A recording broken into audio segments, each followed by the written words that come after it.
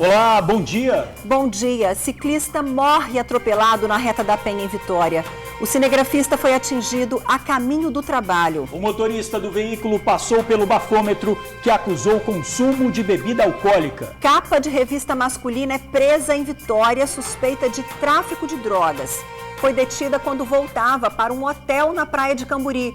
Ela era foragida do Distrito Federal. Casal é assassinado a tiros dentro de casa em Vitória.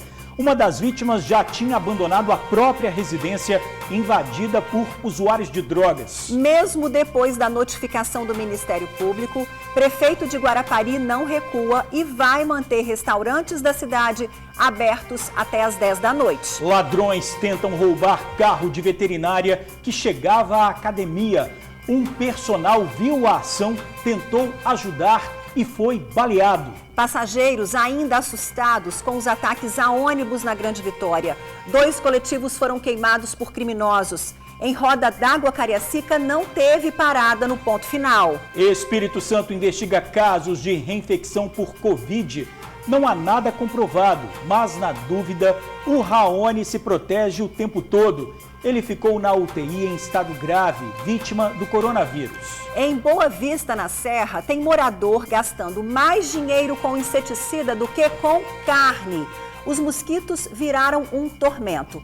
Os ladrões da paz saem do valão e tomam conta das casas. Tudo isso e muito mais agora no TNU.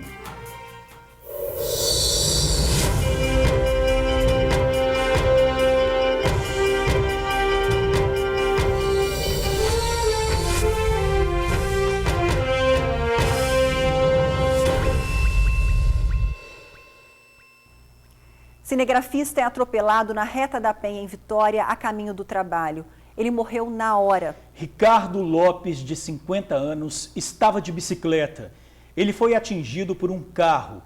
O condutor fez o teste do bafômetro que acusou ingestão de álcool. O acidente aconteceu por volta das 5h30 da manhã, horário que o cinegrafista Ricardo Duque Louro Lopes, de 50 anos, ia trabalhar. Ele era cinegrafista da Igreja Universal. Duque, como era conhecido, estaria de bicicleta no canteiro central e, ao tentar atravessar a pista, foi atingido pelo veículo. A pancada foi tão violenta que a frente do carro ficou completamente destruída. Segundo informações de algumas testemunhas, o cinegrafista estava se preparando para passar ali na faixa quando acabou sendo atingido pelo carro que descia lá da Ponte da Passagem. As marcas de frenagem estão aqui, na pista. E, de acordo com a medição feita pela perícia da Polícia Civil, seriam 50 metros de frenagem. Ainda não se sabe ao certo o que aconteceu. Se o cinegrafista teria começado a atravessar a faixa com o sinal ainda aberto ou se o motorista teria avançado o sinal fechado. O motorista, esse de vermelho, permaneceu no local, mas não quis gravar a entrevista. Feito o teste do bafômetro, acusou 0,1 miligramas de álcool por litro de ar. Ele foi conduzido pela Polícia de Trânsito até a Delegacia Regional de Vitória. Pois é, como vimos aí, o motorista que atropelou o ciclista foi levado para a Delegacia Regional de Vitória, onde prestou depoimento. Os amigos dele, que estavam no veículo na hora do acidente, conversaram com a nossa equipe. Eles disseram que não sabiam que o motorista tinha bebido antes de pegar a direção do carro. O grupo seguia para a Barra do Jucu para surfar quando o acidente aconteceu. Depois do acidente, o motorista de 29 anos foi conduzido ao DPJ de Vitória para prestar depoimento. O teste do bafômetro deu uma alteração de 0,01 miligrama de álcool. O microempresário, que seria dono de um bar, teria admitido que bebeu 2 latas de cerveja por volta da meia-noite. Esse amigo do motorista estava no carro no momento do atropelamento. Ele não sabia dizer se o microempresário tinha bebido no dia anterior. Não sei porque eu não estava no dia anterior com ele, então não posso te dizer a respeito disso. O desenvolvedor de sistemas conta que tudo foi muito rápido, mas afirma que o carro não estava em alta velocidade no momento do acidente. Aparentemente estava tranquilo, tanto que assim que aconteceu o acidente, né, e ele freou, a gente nem sentiu muito impacto. Se tivesse correndo, acredito eu, tinha poste do lado, canteiro, as rodas do carro ficaram travadas, né, se tivesse tão rápido assim, acredito que o carro capotava ou a gente bateria no poste. De acordo com um amigo do motorista, o grupo saiu de Cidade Continental, na Serra, e seguia para a Barra do Jucu, em Vila Velha, onde iriam surfar de manhã cedo, como faziam rotineiramente. Só que no trajeto, na Reta da Penha, logo depois da Ponte da Passagem, o condutor teria sido surpreendido pelo ciclista. A gente estava indo para Vila Velha, a gente saiu da Serra por volta de 5h10 e aí por volta de 5h30, quando a gente acabou de descer aquela ponte ali que sai da UFES, né, que a gente desceu ela, aí próximo ao semáforo ali onde tem aquelas moitas, esse rapaz apareceu no meio dessa moita na distância de uns 5 metros da gente. O corpo da vítima, o cinegrafista Ricardo Duque, foi encaminhado ao DML de Vitória, onde até o final da manhã ainda aguardava o reconhecimento de familiares. Ricardo estava de bicicleta a caminho do trabalho em uma igreja evangélica na Reta da Penha, quando foi atingido. Ele tinha 50 anos e trabalhou também na TV Capixaba, filial da Bandeirantes aqui no estado. Primeira coisa que a gente fez, assim que o carro parou, porque a gente ficou com receio, né, do carro ele parar no meio da pista e vir outro carro e acontecer um acidente, a gente saiu imediato e foi lá prestar socorro à vítima. Só que a gente sabe que não pode encostar na pessoa e tal, então a primeira coisa que a gente fez foi pegar o telefone e ligar para o SAMU e ligar para a polícia para vir cá, né, ajudar. Bom, a Polícia Civil confirmou que o motorista do carro prestou o depoimento e foi liberado. Não foi preso em flagrante por 2 motivos. Primeiro, que não foi possível determinar na delegacia a culpa pelo acidente. Segundo, mesmo que determinada a culpa do motorista, ele não pode ser preso em flagrante porque prestou socorro à vítima, conforme previsto no Código de Trânsito Brasileiro. O caso segue sob investigação na Delegacia de Delitos de Trânsito. E a repórter Tainá Lopes traz outras informações desse caso. Olá, Tainá, boa tarde para você.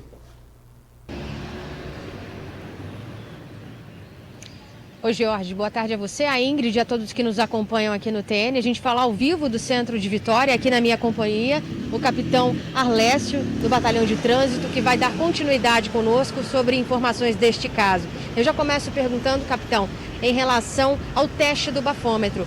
Foi constatada a ingestão de bebida alcoólica por esse motorista? Como que foi esse procedimento? Boa tarde. Boa tarde a todos, boa tarde, Tainá. Nós enviamos uma equipe que faz o registro habitualmente da ocorrência, né, desse tipo de ocorrência, inclusive com acidente com vítima fatal. E, por praxe, nós utilizamos o teste de alcoolemia com os envolvidos no acidente. E o teste feito pelo condutor do veículo testou uma quantidade de 0,10 miligramas por litro de sangue. Significa que isso é uma infração de trânsito por embriaguez. Mas não configura o crime, não é isso? Há uma diferença entre essa testagem e se ela fosse superior a 0,34. Queria que o senhor explicasse isso para os nossos telespectadores. Exatamente isso. A partir da quantidade de teste que acusar 0,34, daí para cima, deixa de ser somente uma infração de trânsito e passa a ser um crime de trânsito. Então, além do condutor responder administrativamente, ele vai responder também criminalmente, judicialmente, podendo ser levado à presença da autoridade judiciária, que é o juiz, para responder por esse crime. Capitão, a gente está diante de um caso em que esse acidente trouxe aí essa fatalidade, né, do nosso colega cinegrafista, e a gente percebe na cidade um aumento também das pessoas circulando pelo município de Vitória, principalmente que tem quilômetros e quilômetros de ciclovia, o uso da bicicleta. Em meio à pandemia, no início, houve uma redução, mas de maio para cá, inclusive pesquisas apontam isso, um aumento de 50% na preferência das pessoas em utilizar a bicicleta ao invés de carro, moto. O que o batalhão tem percebido em relação a isso? Tem tido mais acidentes, menos acidentes? Como está a questão da consciência do ciclista e do motorista nesse consenso no trânsito? Olha, nós inclusive encorajamos realmente o uso de medidas alternativas ao trânsito para ajudar nesse caos caótico, nesse caos que a gente tem no trânsito. Mas nós constatamos que esse aumento do uso de bicicletas e por ciclistas, ele tem sido considerado realmente em comparação com o ano passado. Mas nós também constatamos que, se formos comparar os números de acidentes do ano de 2019 com o ano de 2020, nós temos uma redução significativa. Isso quer dizer que o nosso condutor de veículos de 4 rodas está tendo um pouco mais de consciência com o ciclista e também que o ciclista está tendo um pouco mais de cuidado ao transitar com a bicicleta. Porque nós temos em todos os meses de janeiro até junho deste ano, redução de aproximadamente 50% dos acidentes envolvendo vítimas ciclistas. Isso é um número bem considerável. É considerável. Vamos mostrar uma imagem para o pessoal? Ronivaldo, vamos derivar aqui com a câmera. Por exemplo, ó, aquelas pessoas estão passando ali na calçada agora. Eles atravessaram empurrando a bicicleta, não em cima da bicicleta, pela faixa de pedestres. Estão seguindo pela calçada também, optaram por circular empurrando a bicicleta ao invés de andar na bicicleta. Quais cuidados a gente tem que ter numa via como essa, tão movimentada e que não tem ciclovia, né? A gente se divide com o carro no meio da pista, a gente vem para a calçada e disputa com o pedestre. Qual o comportamento do ciclista numa situação como essa? Excelente pergunta, Tainá. O Código de Trânsito, ele prevê uma certa proteção ao condutor de bicicleta, assim como ao pedestre. O Código de Trânsito fala que os condutores de veículos maiores devem cuidar e zelar pela segurança dos menores. Inclusive o ciclista é, obviamente, um menor. Só que o Código de Trânsito também prevê que, onde não há as vias públicas, onde não há ciclovia ou ciclofaixa, o condutor da bicicleta pode transitar ao lado direito da via pública, quer dizer, seguindo a mesma direção do veículo. Seguindo o mesmo fluxo, mesma via, não pode vir na contramão. Ele tem que andar no mesmo sentido dos veículos. E o Código de Trânsito prevê que os condutores de veículos de 4 rodas ou maiores, eles devem tomar cuidado de passar no mínimo 1 metro de distância ao ultrapassar o ciclista, certo? E a gente viu a imagem ali dos ciclistas atravessando com a bicicleta empurrando, é justamente o que o trânsito ensina, porque quando o ciclista desce da bicicleta, ele se compara a um pedestre. Então, para atravessar uma faixa de pedestre, ele está correto em desmontar da bicicleta e empurrar ela com a mão, que é o que o código ensina. É uma via de mão dupla, né? Cada um tem que fazer a sua parte. Exatamente. Muito obrigada pela sua participação, capitão. A gente manda toda a nossa energia boa aí para a família do nosso colega cinegrafista. Sentimos muito por essa perda e vamos continuar acompanhando o caso que vai ser investigado pela Delegacia de Delitos de Trânsito. Eu devolvo a vocês aí no estúdio, Ingrid e George. Tá certo, Tainá. Muito obrigada. Agradeço também ao capitão. E fica aqui o nosso abraço e os nossos sentimentos também à família aí do Ricardo. Professor de Educação Física é baleado em Cariacica. Foi durante um assalto a uma aluna da academia. O bandido pediu a chave do carro. A vítima correu para a academia. Foi quando o criminoso atirou e o disparo atingiu o professor. O caso aconteceu no bairro Dom Bosco, que fica em Cariacica. Era por volta de 8 horas da noite. A vítima é uma médica veterinária de 29 anos, aluna da academia. Os ladrões são aqueles dois que atravessam a rua. Eles mudam a rota para ir em direção ao alvo. Querem o carro da aluna. Vejam que um deles já carrega o que seria uma bolsa de mulher. Foi na hora que eu cheguei perto da porta da academia e eu já cheguei gritando. E na hora que eu gritei, o professor viu e veio na direção da porta. Nesse mesmo momento, ele me pediu a chave do carro. Ele só falou assim, a chave do carro. Ela tenta fugir indo em direção à academia. Tenta entrar, mas é agarrada pelos ladrões que insistem em pegar a chave do carro. Sem conseguir o que queriam, os ladrões fogem. Mas antes, quem está armado atira. O disparo atinge o professor. O professor se aproximou e ele atirou. Eu acredito que ele assustou, não sei qual era o propósito dele. Mas assim, foi um conjunto de acontecimentos no mesmo instante. Esse jovem estava próximo quando tudo aconteceu e ajudou a socorrer o professor. Fui direto na academia e vi que o professor estava deitado no chão com um buraco na canela.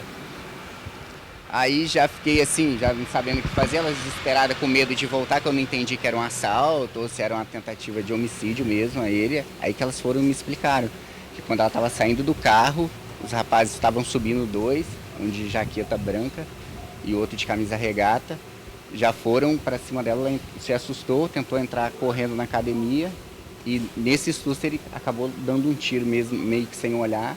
E graças a Deus acertou só na canela dele, né? Que poderia acertar em qualquer outro lugar, porque ele não mirou, ele simplesmente atirou. Essa região do bairro Dom Bosco, aqui em Cariacica, também traz lembranças bastante tristes. A poucos metros deste local aqui, onde ontem uma médica veterinária e um professor de educação física sofreram uma tentativa de latrocínio, há cerca de 3 anos atrás, no dia 19 de junho de 2017, o jovem Vitor Stoniato foi assassinado com um tiro no peito. Vitor saía da casa de um amigo aqui nessa esquina e, ao chegar aqui e olhar lá para cima, viu o tio dele sofrendo um assalto. O jovem tentou evitar esse assalto e acabou sendo assassinado. Vitor tinha 23 anos na época, havia acabado de se formar em engenharia civil e montava o seu próprio negócio. A morte dele comoveu o bairro. 3 anos depois, a casa onde vivia com a família está à venda. Os parentes dele, segundo os vizinhos, não quiseram mais morar aqui. A médica, que ontem viveu algo tão próximo, se revolta ao imaginar que nada vai mudar. Ela sabe o que é o sentimento de impunidade por ter passado há alguns anos por algo bem parecido. Eu passei por um assalto há 2 anos atrás, eu fui feita refém, 4 assaltantes me prenderam dentro de casa, levaram tudo que tinham na minha casa e nada foi feito. Dos 4, só um foi preso e eu sei que esses outros 2 também não vão ser presos e mais pessoas vão passar por isso, mais vidas vão ser perdidas. Graças a Deus não aconteceu nada de mal, nenhuma vida foi perdida, mas poderia ter sido perdida. E a gente vive assim, né? É à mercê deles. O professor de educação física, segundo a vítima, ainda está internado. Eu soube que ele passou por um procedimento cirúrgico ontem e acho que iria passar por outro hoje. Ele continua internado, mas até agora eu não tive notícia, hoje ainda não. Olha, a Polícia Civil disse que o caso segue sob investigação e outras informações não serão repassadas para que a apuração dos fatos seja preservada. Informações podem ser feitas para o Disque Denúncia 181. O dia seguinte aos ataques a ônibus. Em Cariacica e Viana, moradores continuam assustados. Roda d'Água e Ipanema, bairros até então considerados tranquilos, viveram momentos de medo. Os coletivos estão circulando na região, mas os motoristas não fazem todas as paradas. Um dos bandidos envolvidos nos ataques foi preso ontem mesmo. Ele tem 18 anos, uma vasta ficha criminal e deixou a cadeia no mês passado. Hoje pela manhã tinha ônibus rodando normalmente em Roda d'Água, Cariacica, mas a tradicional parada no ponto final não aconteceu. Esse aposentado, acostumado à calmaria do bairro, que fica na zona rural, relembra os momentos de medo quando 2 criminosos atearam fogo no coletivo na manhã de ontem. À base de 9h40, o motorista estava parado, aí chegou dois rapazinhos numa moto, aí perguntaram o horário que o ônibus saía. O motorista falou, falta 10 minutos para o ônibus sair, sai nós 50. Aí o que aconteceu? Eles falaram, então nós vamos deixar um cartaz aqui para vocês entregar para a reportagem. Aí quando um correu na porta do ônibus, aí só vi quando o motorista gritar mesmo, estão botando fogo no ônibus. E a chama do fogo foi rapidinho, nós moradores ficamos muito assustados, muito abalados.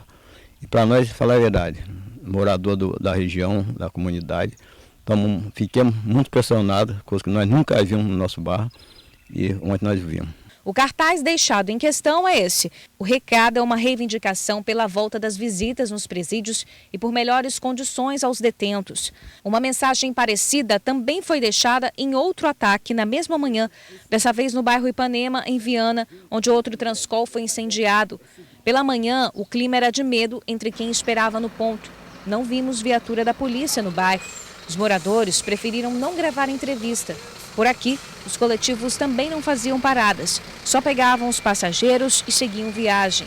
Um dos criminosos envolvidos no ataque aqui no bairro Ipanema, em Viana, foi preso ontem mesmo pela polícia em um bairro aqui próximo. O rapaz tem 18 anos e confessou ter comprado combustível para atear fogo no ônibus. Ele tem pelo menos 6 passagens pela polícia, uma delas por homicídio. Estava preso e foi solto no mês passado. O suspeito foi identificado como Paulo Henrique Barbosa, de 18 anos, e estava com uma pistola austríaca. As investigações apontam que a ordem para os ataques tenha vindo de dentro do presídio. Preso no bairro Primavera, ele confessou a participação E falou mais, ele falou que comprou a gasolina no município de Cariacica, no bairro de Mucuri. O que está claro para a gente que os 2 cartazes são do sistema prisional, uma reclamação sobre questão de visitação. E aqui vai a resposta. O sistema prisional não adianta, através de queima de ônibus, pressionar o Estado. O Estado não vai aceitar pressão de traficante e de queima de ônibus como pressão à polícia e à sociedade. A polícia ainda procura 3 homens envolvidos no incêndio. Não se sabe se Paulo Henrique também teria envolvimento com o ataque em Cariacica. Se for comprovada essa vinculação do sistema prisional e conseguimos detectar quem mandou, a opinião da Polícia Militar que faça transferência imediata para o sistema prisional federal. Olha, sobre o policiamento nas regiões atacadas, a PM diz que faz operações, abordagens a suspeitos e cercos táticos. Ressalta que a participação da comunidade é muito importante para a eficácia do trabalho. Pede que a população denuncie suspeitos que possam estar agindo nos bairros por meio do 181.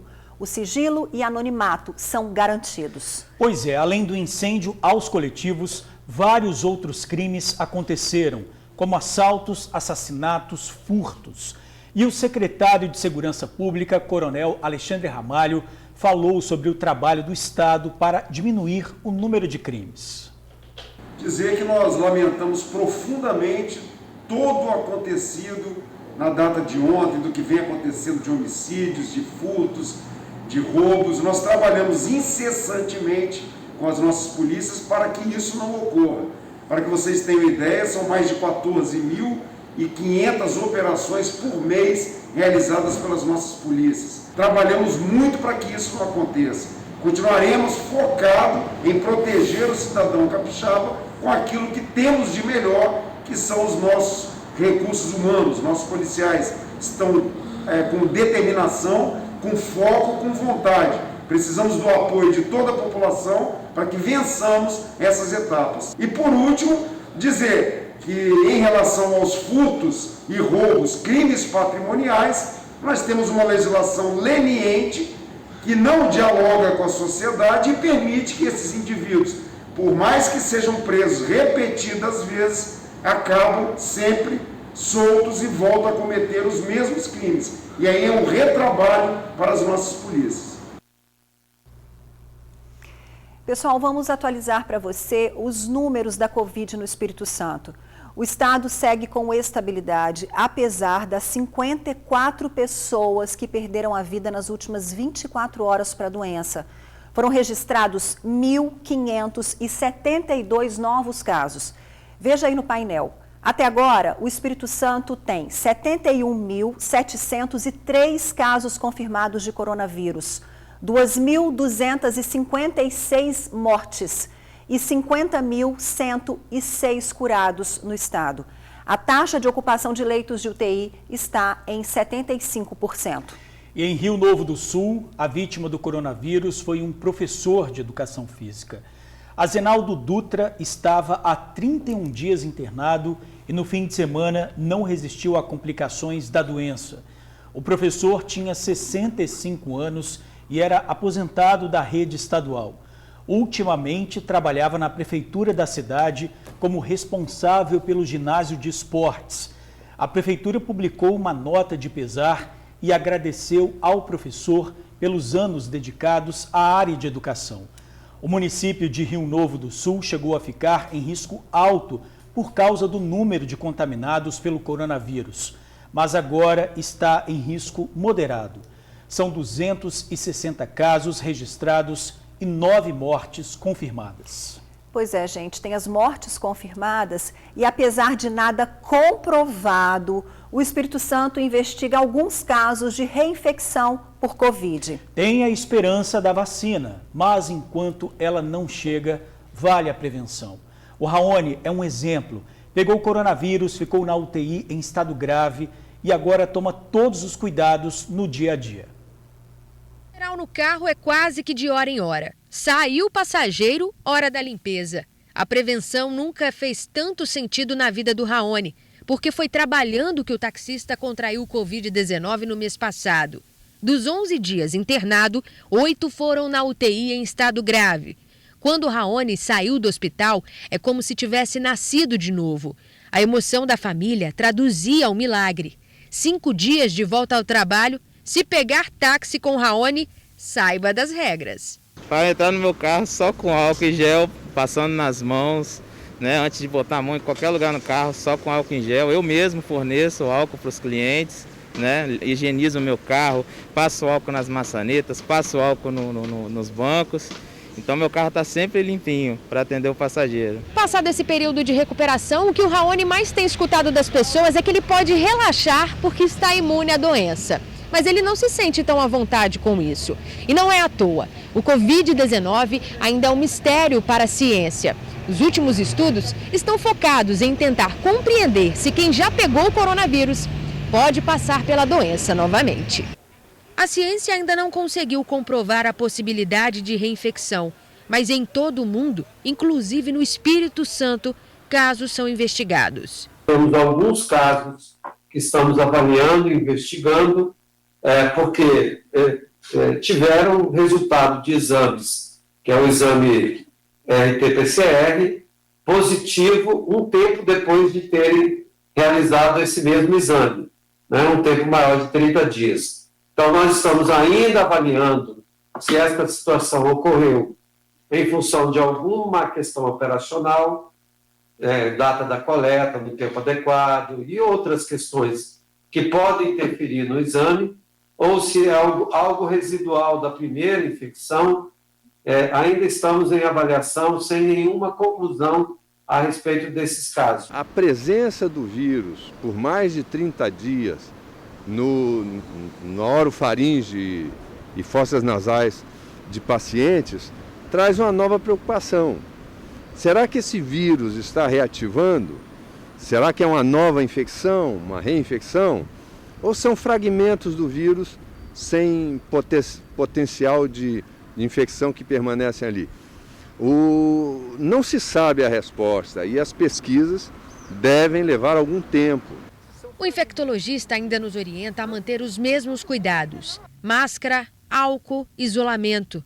Diante de uma doença tão nova, não há nada melhor que a prevenção. A caminho, a esperança, porque depois da prevenção só a vacina. Mas essa ainda está em fase de estudo. Já temos aqui no Brasil 2 vacinas sendo testadas na fase 3. A fase 3 é a última fase para a liberação das vacinas. A fase 3 não é tão rápida assim, mas há a expectativa de que até o final do ano já se tenha uma vacina liberada. Isso vai ser a melhor notícia do ano, com certeza. Quem já passou pelo Covid-19 e chegou a duvidar da doença, deixa um recado para todos nós. Não acreditava, mas a partir do momento que aconteceu comigo, aí mudou a minha história, dos meus colegas aqui de trabalho, da minha família. Então acredite, não leve essa doença como uma brincadeira não. Não relaxe, use máscara, use álcool em gel, tá? Não deixe de se cuidar. Que é o recado que a gente passa todo dia, né, Ingrid? Olha, shoppings funcionando em horário diferente, de meio-dia às 8 da noite. A mudança faz parte do novo mapa de risco que permite a flexibilização em cidades de risco moderado. Será que os comerciantes já sentiram melhora nas vendas? E os consumidores estão respeitando as normas de prevenção para evitar o contágio da Covid? Quem traz as respostas ao vivo para a gente é Felipe Chicarino. Muito boa tarde para você, Felipe.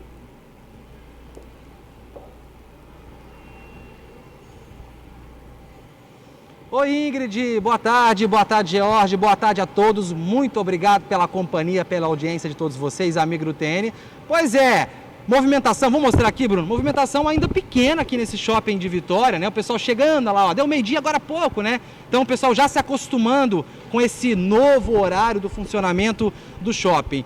Já tem cliente aparecendo, os lojistas estão com a expectativa lá em cima, afinal de contas, né? Estamos aí a poucos dias do Dia dos Pais, que é uma das datas aí de maior venda, né? Do comércio, dos shoppings, então a expectativa para essa data também é grande. Também o shopping se preocupa com segurança, para quem chega ali, ó, já tem um verificador de temperatura, então se a temperatura estiver alta já não pode fazer compra, já tem que procurar o PA, tem que procurar para resolver.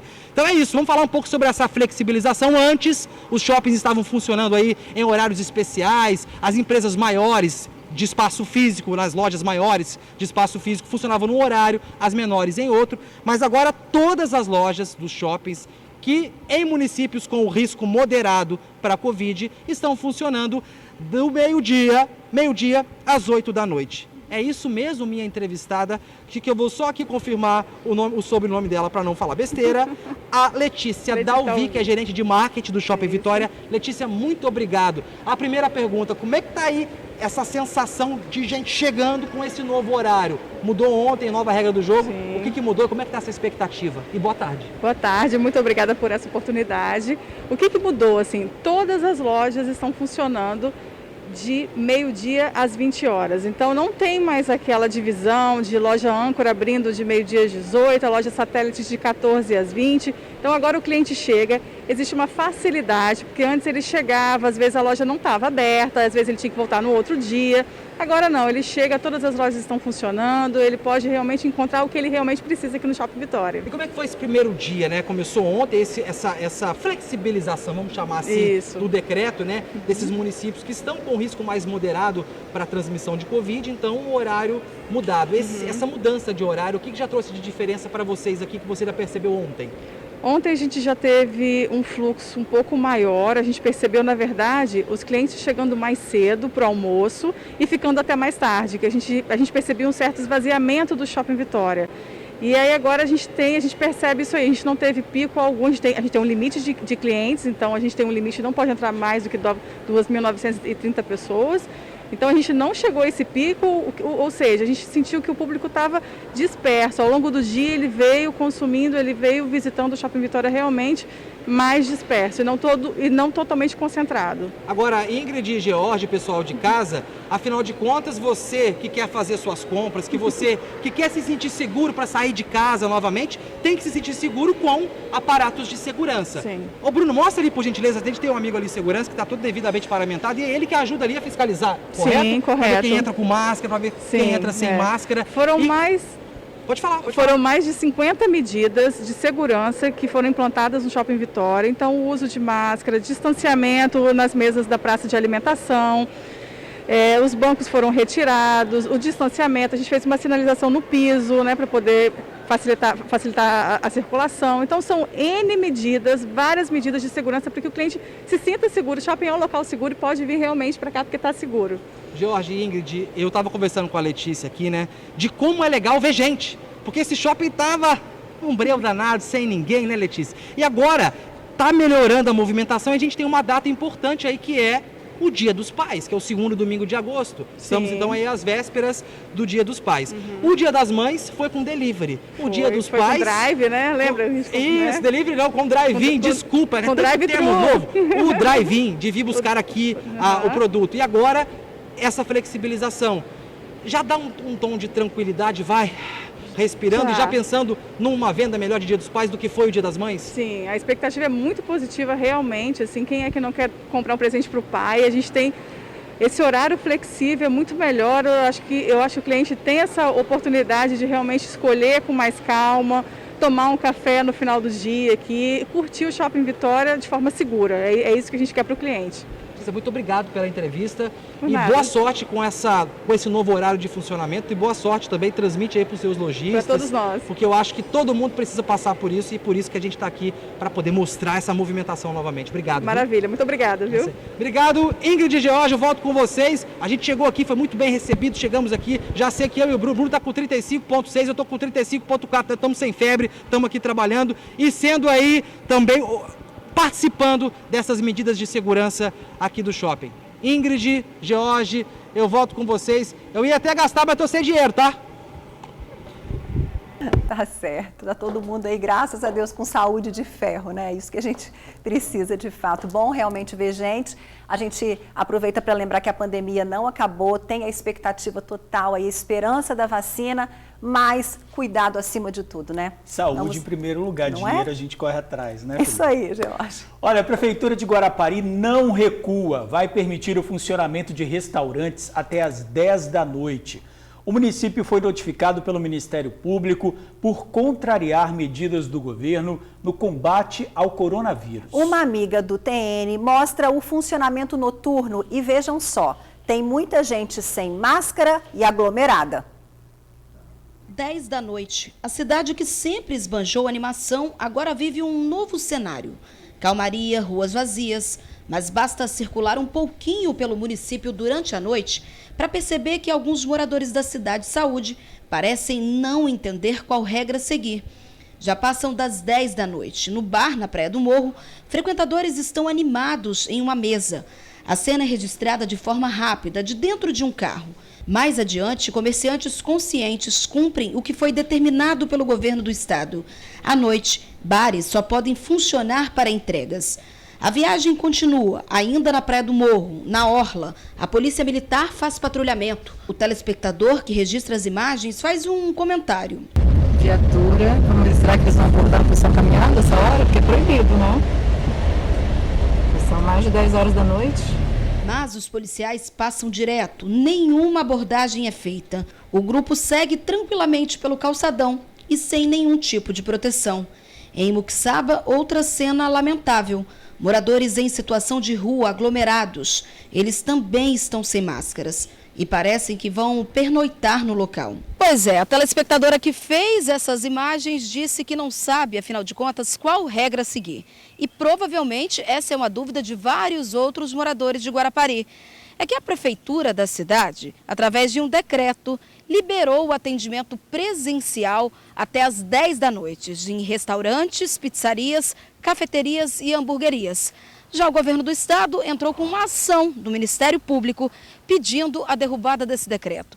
O governo acredita que esses estabelecimentos funcionando à noite pode aumentar e muito o número de contaminados pelo coronavírus. Mas, por meio de nota, a prefeitura disse que não vai recuar.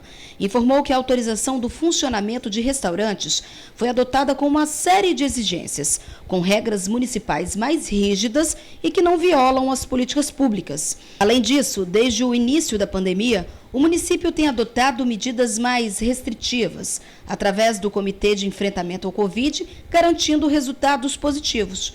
Prova disso é que a cidade saiu do risco alto e retornou para o risco moderado.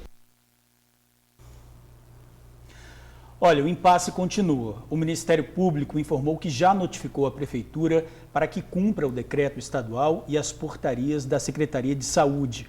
Já a Prefeitura de Guarapari apresentou resposta e manteve a vigência do decreto. Enquanto isso, a população fica sem saber o que fazer. Garota de programa suspeita de fazer parte de organização criminosa é presa em Vitória. Flávia Tamayo foi detida na recepção de um hotel da orla da capital capixaba quando voltava de uma atividade profissional. A prisão foi determinada pela Justiça do Distrito Federal. De acordo com a Polícia Civil, logo que foi dada a voz de prisão, Flávia teria tentado chamar a atenção de clientes do hotel. Ela gritou, levantou a roupa e mostrou as partes íntimas, mas foi controlada pelos agentes. Com a jovem, foi apreendida pequena quantidade de droga para consumo próprio, uma quantia em dinheiro e um celular. Ela foi encaminhada ao Sistema Penitenciário Capixaba, onde está à disposição da Justiça de Brasília. De acordo com a investigação, o grupo agia na capital federal. A polícia diz que a quadrilha vendia e distribuía drogas a clientes de alto poder aquisitivo de Brasília. Flávia Tamayo era conhecida como Pamela Pantera. Inclusive, já estampou capas de revistas masculinas famosas, como a Playboy. Também estrelou filmes eróticos. De acordo com a investigação, ela oferecia uma espécie de cardápio sexual aos clientes. A prisão é uma continuidade à operação denominada Rede, que aconteceu em junho, quando mais de 200 policiais cumpriram mandados de busca e apreensão no Distrito Federal. As investigações que embasaram a operação, coordenada pela Polícia Civil do Distrito Federal durante 2 anos. A Secretaria de Justiça do Espírito Santo confirmou que a suspeita deu entrada no Centro Prisional Feminino de Cariacica hoje cedo. Casal é assassinado a tiros dentro de uma casa. O crime foi no bairro Nova Palestina, em Vitória. Moradores da região disseram que o local havia sido invadido pelas vítimas para usar drogas. O crime aconteceu numa casa no alto da escadaria dos Marajás, em Nova Palestina, Vitória. Um homem e uma mulher foram assassinados com vários tiros. Segundo os moradores, o crime aconteceu perto das 7 da noite. Eles ouviram muitos disparos. A equipe da Polícia Militar esteve no local até a chegada da perícia da Polícia Civil. Os agentes tiveram que subir a escadaria para chegar ao local de difícil acesso. A casa onde os corpos foram encontrados, ela já está vazia há cerca de um ano. É que a moradora desistiu de morar aqui na região por conta do tráfico e da violência. Segundo a tia dessa moradora, que não quis se identificar, o local já foi invadido diversas vezes por usuários de drogas. Eles abriam a porta, quebravam o cadeado, a gente ia lá, colocava outro cadeado. E tem um ano que a gente está nesse lema. Bota cadeado, quebra cadeado. Bota cadeado, quebra cadeado. Até que agora aconteceu essa tragédia. Eles invadem, eles quebram o cadeado para usar droga. Diante de tanta insegurança, segundo a pescadora, a sobrinha decidiu deixar a residência. Ela tem uma filha de 12 anos, aí a gente trouxe ela para baixo já tem um ano já. Ela saiu daqui, da casa dela, para pagar aluguel por causa disso aí. Segundo os policiais, a mulher levou cerca de 10 tiros. O homem sofreu 5 disparos. Para a polícia, os vizinhos disseram que só ouviram os tiros.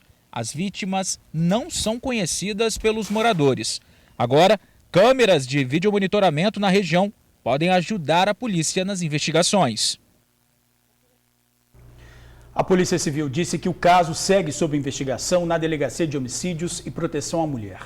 Até agora ninguém foi preso e outras informações não serão repassadas para que a apuração dos fatos seja preservada. Advogado detido por furto dentro de supermercado na Serra. O advogado tem 54 anos e foi preso no bairro Valparaíso. O furto foi percebido por um segurança do supermercado. O suspeito tinha nos bolsos um frasco em gel e um desodorante. Os produtos custam no total R$ 27,58. A polícia foi acionada e o advogado assumiu que havia furtado o gel, mas disse que o desodorante já estava com ele. O segurança entregou à polícia a nota fiscal dos produtos para comprovar que eles pertencem ao mercado e também as imagens do circuito de segurança. O advogado foi levado para a Delegacia Regional da Serra, em Laranjeiras. Pagou fiança e foi liberado. Em instantes, vítima de ladrão de celulares reconhece o bandido que age no terminal de Vila Velha. Em Boa Vista, na Serra, tem morador gastando mais dinheiro com inseticida do que com carne. Os mosquitos viraram um tormento. Os ladrões da paz saem do valão e tomam conta das casas. Nós voltamos bem rapidinho. O criminoso que roubou aparelhos celulares de uma loja do terminal de Vila Velha foi reconhecido. Ele seria um ambulante e usaria tornozeleira eletrônica. No assalto, uma grávida foi agredida. A funcionária chega para trabalhar e abre a loja de aparelhos eletrônicos e acessórios. Segundos depois, um homem entra no estabelecimento e baixa a porta. Ele chega a dar um mata-leão na mulher que está grávida de 3 meses e começa a pegar celulares. Ela fica abaixada e parece se sentir mal. Em certo momento, cai no chão, enquanto o bandido continua colocando os aparelhos na mochila. O assalto aconteceu nesta loja que fica dentro do terminal de Vila Velha. A ação durou exatamente 1 minuto. A funcionária que está grávida chegou a passar mal e teve um sangramento por causa do susto. Ela foi socorrida para o hospital e está bem. O problema é que o dono da loja relata que furtos e roubos são comuns nos terminais da Grande Vitória. Aqui a gente sempre teve pequenos furtos, mas coisa maior aqui no terminal de Vila Velha a gente nunca tinha tido. Agora no terminal de Carapina é frequente a questão de assalto, de querer levar celular, de vir com arma. O prejuízo do assalto ainda não foi contabilizado, mas o proprietário acredita que seja algo acima dos R$10 mil. Segundo ele, o assaltante foi reconhecido por quem estava no momento. Ele é um ambulante daqui do terminal de Vila Velha, ele vende salgado, empadas junto com a esposa.